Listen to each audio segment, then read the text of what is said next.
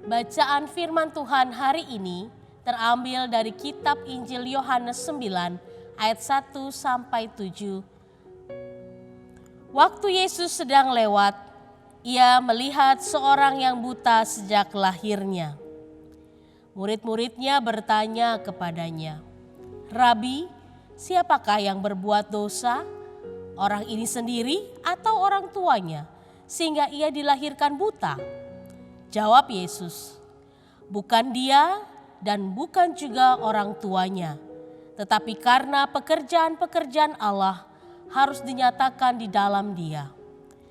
Kita harus mengerjakan pekerjaan Dia yang mengutus aku selama masih siang. Akan datang malam di mana tidak ada seorang pun yang dapat bekerja.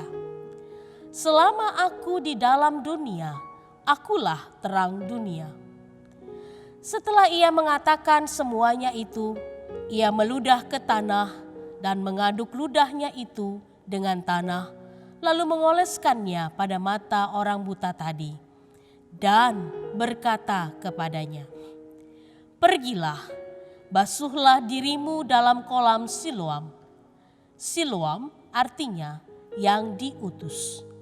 Maka pergilah orang itu, ia membasuh dirinya, lalu kembali dengan matanya sudah melek. Yang berbahagia ialah kita yang membaca, merenungkan, dan memelihara firman Tuhan hari lepas hari. Haleluya. Sidang jemaat yang dikasihi oleh Tuhan, apakah saudara pernah berada dalam situasi terpuruk, putus asa, merasa sendiri, ditinggalkan, dihakimi, bahkan dijauhi? Bagaimana perasaan saudara pada waktu itu? Apa respon saudara pada saat itu?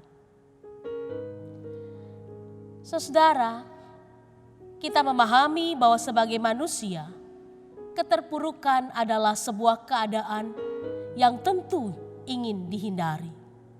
Di tengah-tengah terpaan badai COVID-19 yang merebak dan sampai saat ini menghantui kita, bahkan hal-hal yang mengimbas, maka keterpurukan menjadi bayang-bayang yang semakin nyata. Bahkan dalam Alkitab sendiri tertulis banyak narasi tentang berbagai peristiwa manusia yang mengalami keterpurukan. Salah satu dari sekian banyak kisah narasi, hari ini kita membaca cuplikan dari kisah seorang buta yang disembuhkan oleh Tuhan Yesus. Di tengah-tengah keterpurukan yang membayanginya, orang buta ini mengalami perjumpaan dengan Kristus secara pribadi. Dalam kitab Injil, kita menemukan bagaimana respons nyata setiap kali Tuhan Yesus melihat orang sakit atau menderita, maka Kristus tergerak hatinya oleh belas kasihan. Bagi Tuhan Yesus, karya Allah harus dinyatakan di dalam belas kasih-Nya. Belas kasih Allah yang terbuka bagi semua orang, tidak dibatasi oleh agama, suku bangsa, status sosial, status rohaninya, atau apapun juga. Ketika melihat penderitaan, Kristus senantiasa tergerak untuk menolong dan memulihkan, bukan sebagai objek penghakiman. Tangannya tak pernah terancung untuk menghakimi, melainkan terulur untuk memulihkan. Ketika murid-murid Tuhan Yesus sedang sibuk mendiskusikan siapa yang salah dan mengapa orang buta ini mengalami penderitaan, Tuhan Yesus datang memberikan solusi, yaitu menyembuhkan orang buta itu. Katanya, "Kita harus mengerjakan pekerjaan Dia yang mengutus aku. Selama masih siang, akan datang malam di mana tidak ada seorang pun yang dapat bekerja." Demikianlah yang diajarkan kepada murid-muridnya. Ketika Tuhan Yesus mengaduk tanah dengan ludah dan mengoles mata si buta, beberapa literatur mengatakan bahwa proses mengoleskan ludah adalah sebuah praktek pengobatan kuno yang pada waktu itu biasa dilakukan oleh para rabi ataupun para tabib yang juga memiliki efek tertentu. Jadi pada waktu itu Tuhan Yesus menolong dan mengobati orang buta tersebut dengan cara yang sangat lumrah atau cara yang sangat biasa yang dilakukan pada zaman itu. Sidang jemaat yang dikasihi oleh Tuhan, melalui kisah ini kita belajar bahwa Allah dapat bekerja melalui hal-hal yang sederhana. Ia tidak hanya bekerja dengan cara-cara yang luar biasa. Allah dapat mengerjakan sesuatu yang ajaib melalui cara atau hal-hal yang sederhana. Sekalipun sederhana, namun mendatangkan suatu yang luar biasa. Mengapa? Karena semua dilakukan dengan kuasa cinta kasih Tuhan yang sangat agung itu. Cinta kasih Tuhan yang merengkuh dan memulihkan setiap orang yang dalam keterpurukan. Bagaimana realita kehidupan para pengikut Kristus saat ini? Idealnya, sebagai pengikut Kristus kita meneruskan pelayanan Kristus yang memulihkan, menyembuhkan orang yang sakit, membalut hati yang terluka, menghadirkan terang Kristus dengan cara-cara yang sederhana yang digerakkan oleh hati yang berbelas kasihan. Namun realitanya, mungkin ada di antara kita yang justru suka mencari-cari kesalahan orang lain. Yang sukanya membicarakan atau bahkan memperkatakan hal-hal yang buruk pada saat sesama kita mengalami situasi terpuruk. Bahkan mungkin di antara jemaat sendiri kita mengalami hal-hal yang menyakitkan atau menaruh luka oleh karena kita mengalami keterpurukan dan mengalami kejatuhan. Hati-hati.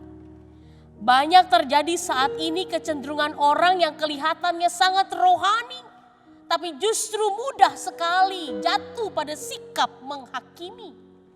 Dari mulutnya keluar kata-kata rohani berbalut kesombongan dan iri hati. Ketika ada sesama kita yang mengalami masalah, bukankah seharusnya kita langsung berinisiatif untuk menolongnya tanpa harus berdebat terlebih dahulu siapa yang salah hingga masalah ini terjadi? Tuhan Yesus berkata pada ayat yang kelima, selama Yesus di dalam dunia, Yesuslah terang dunia. Lalu bagaimana setelah Tuhan Yesus naik ke sorga dan sudah tidak ada lagi di tengah-tengah dunia ini? Tentunya kita sebagai murid-muridnya memiliki tanggung jawab untuk menjadi terang dunia itu sendiri. Yesus sendiri juga berkata bahwa kita adalah terang dunia. Kalau kita membaca dalam berita anugerah kita, Matius 5 ayat 14 katakan demikian. Kita pun memiliki tanggung jawab untuk menerangi dunia ini dengan kasih Kristus. Kalau kita adalah terang dunia, maka tujuan utama kita sebagai terang dunia adalah agar terang kita bercahaya di depan orang. Supaya mereka melihat perbuatan kita yang baik. Dan tentunya memuliakan Bapa di sorga. Perbuatan-perbuatan yang hanya berbuahkan kebaikan, keadilan dan kebenaran. Demikianlah introitus kita katakan juga hari ini. Saudara yang dikasihi oleh Tuhan, mari saat ini kita menelisik hati dan batin kita. Jangan-jangan kita selama ini masih mengalami kebutaan. Sehingga Allah perlu menyatakan kehendaknya lewat lawatan yang mencelikkan. Sehingga kita dapat melihat terang dan membuahkan terang itu berlaku adil, baik dan benar. Dalam sejarah kehidupan manusia, Allah terus berkarya. Allah menyatakan kehendaknya untuk melawat dunia melalui kehadiran Yesus Kristus yang mencelikkan kebutaan manusia, sehingga manusia dapat melihat terang itu. Karena jikalau kita buta, dapatkah kita melihat dan mengerjakan pekerjaan-pekerjaan Allah? Tentunya tidak, bukan? Karena itu kita belajar untuk melihat Allah dan mengenal Allah, maka kita harus membuka hati kita dan mempersilahkan Dia melawat dan melakukan karya pemulihannya dalam diri kita. Seperti orang buta yang membuka hatinya untuk dipulihkan, kita pun demikian. Kisah hari ini menguatkan kita yang sedang terpuruk dan berduka. Mereka yang sedang belajar untuk bangkit dan keluar dari masalah, bahwa Ia, Allah, bukanlah Allah yang hanya ditemukan dalam manisnya kehidupan, tapi Dia juga Allah yang hadir dalam segala keterpurukan dan masa-masa sulit. Dia adalah Allah yang menyapa dan merengkuh umatnya dalam segala duka dan persoalan hidup. Oleh karena itu, bagi saudara yang saat ini sedang di dalam situasi sakit yang mendera, percayalah Allah hadir dan turut merasakan sakitmu.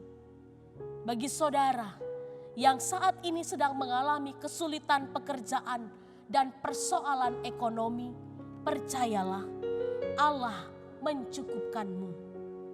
Bagi saudara yang saat ini merindukan kehadiran buah hati di tengah keluarga, percayalah Tuhan mendengar dan menjawab doa-doamu. Bagi saudara yang saat ini sedang bergumul dengan pasangan hidup, percayalah bahwa Allah memberikan yang terbaik bagimu. Bagi saudara yang saat ini mengalami kekecewaan, bahkan ditinggalkan oleh orang terdekatmu, percayalah Allah turut merasakan penderitaanmu. Bagi saudara yang saat ini sedang merasakan ketakutan akan masa depanmu, percayalah Allah mempersiapkan yang terbaik bagimu. Bagi saudara yang saat ini takut akan kehilangan cinta, ketahuilah cinta itu ada bersama-sama denganmu.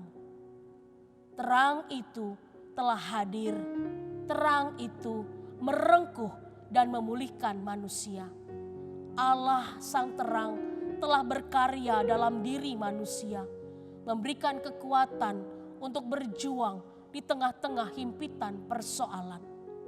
Terang itu juga yang mengundang saudara dan saya untuk kembali merasakan rengkuhan dan pemulihan sejati melalui perjumpaan dalam Kristus secara pribadi.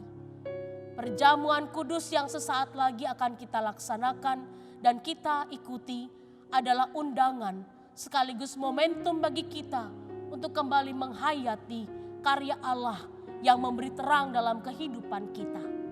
Mari kita siapkan batin kita, mari kita siapkan hati kita di dalam menerima undangan dari Sang Terang. Amin.